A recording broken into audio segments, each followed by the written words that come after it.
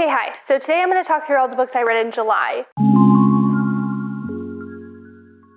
Yeah, I actually read a lot of different genres this month. I had been very rooted in fantasy for a while, and I've begun to branch out again. So the first book I read was The Marrow, Thieves by Cherie Dimaline. So this is a YA dystopian that is set in a world in which people begin to be unable to dream, and there are health repercussions to that.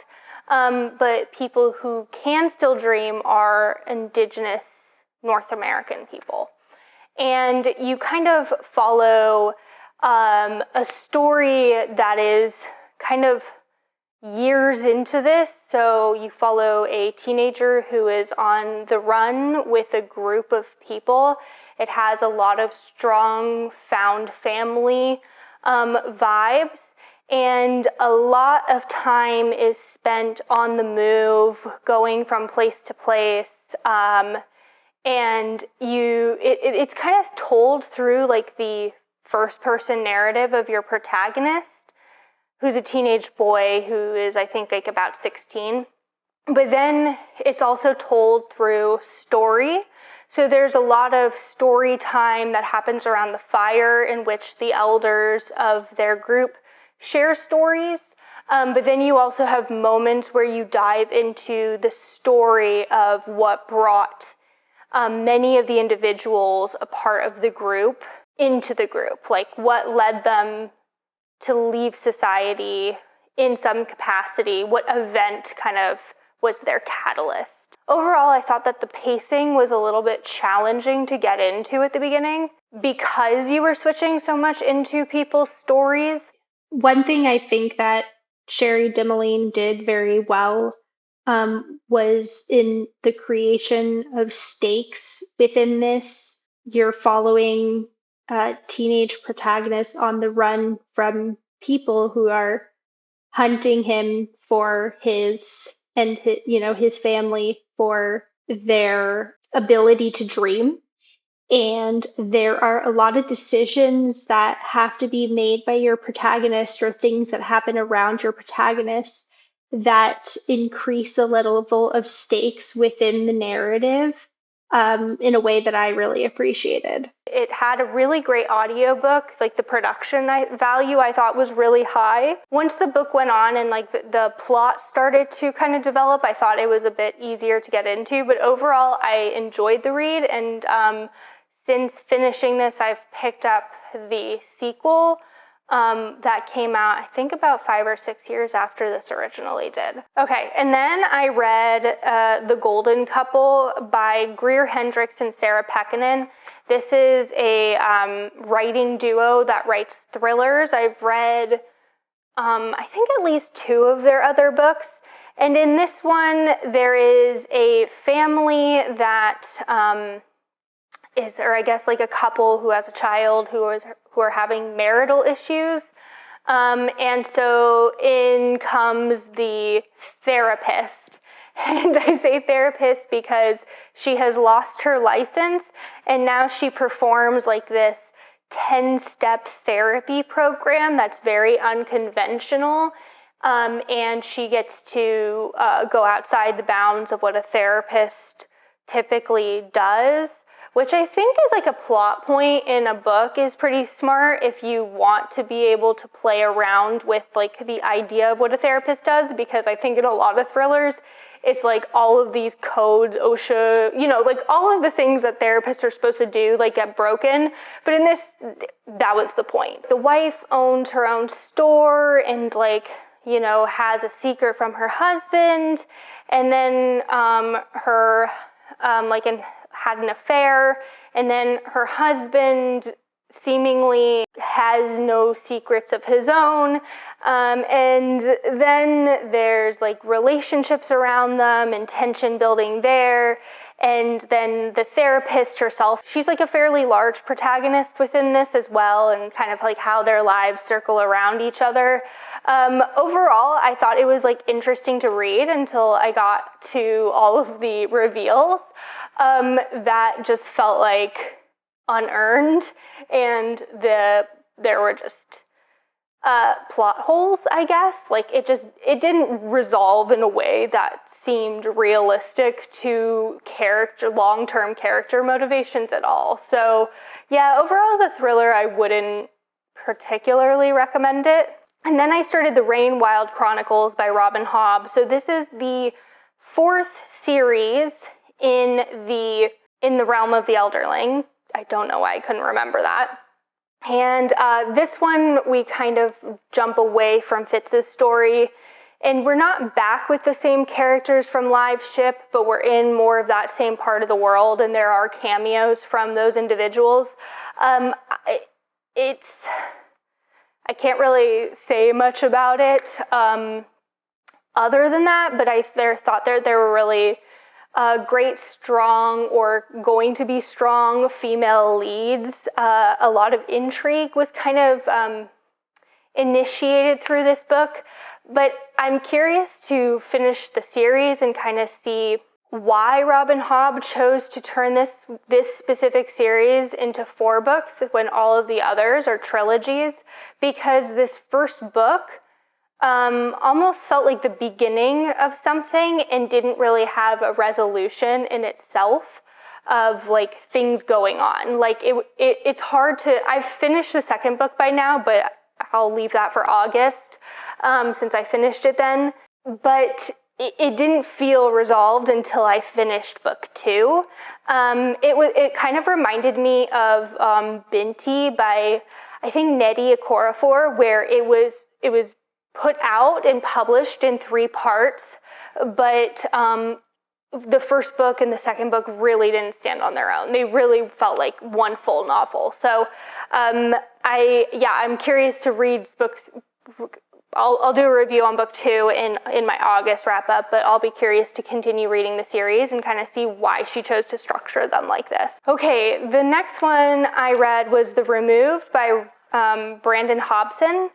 So this is his sophomore novel. I read his debut years ago and remember like feeling like okay about it. So this one follows a Cherokee family who the family is a bit older. The mother is caring for her husband, who is having like early onset Alzheimer's symptoms, or not early onset. I guess they're a bit older, but he's having Alzheimer's kind of set in and is having to do some caretaking with that.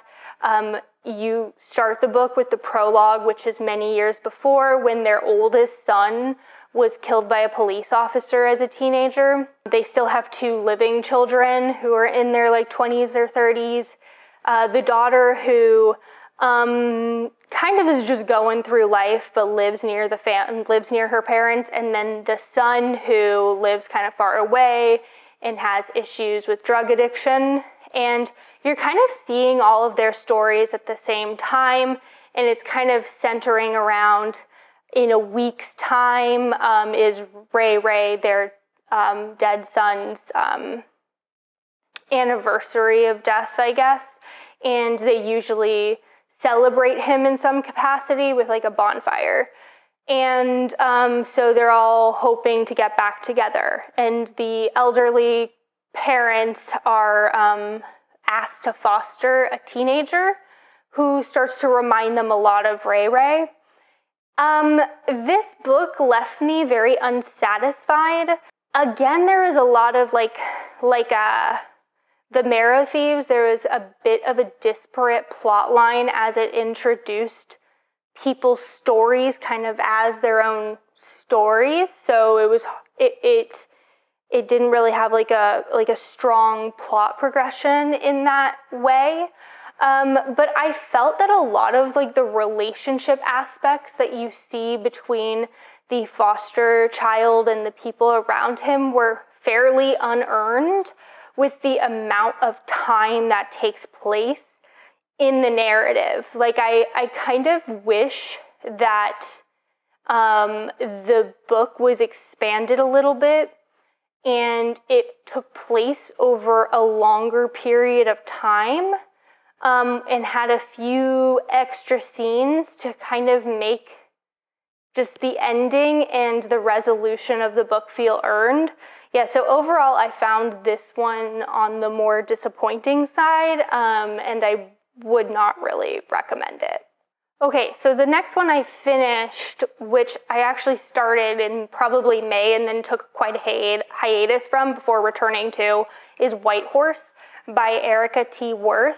This is like a horror novel that follows an indigenous woman who's like kind of like punk rock, but she's like in her late 30s or 40s. And she has like a really tight relationship with her white cousin. And she is urban native, so she doesn't have like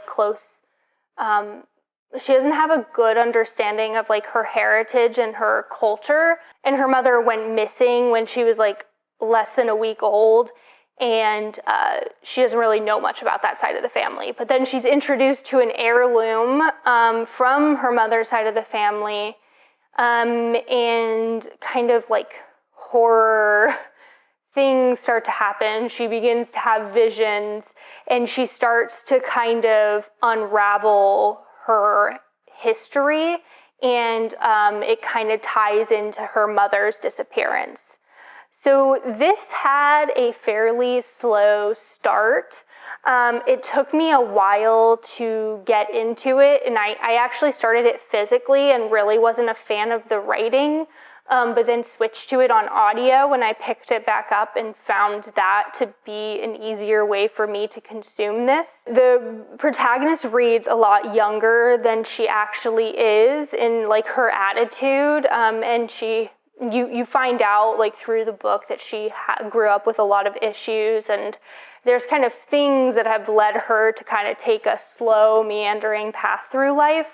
But then you kind of, what I do kind of appreciate is kind of as this mystery unravels around her and she's trying to figure out what is going on, like she starts to unravel a little bit, and you kind of watch her teeter on the edge of all of these ways that she like fixed and improved her life and kind of regress on those things. I think this is just like a personal complaint about the book, and I don't know if other people would dislike it, but I found the relationship, I guess just like a lot of the relationships that are shown within the book are like highly frustrating.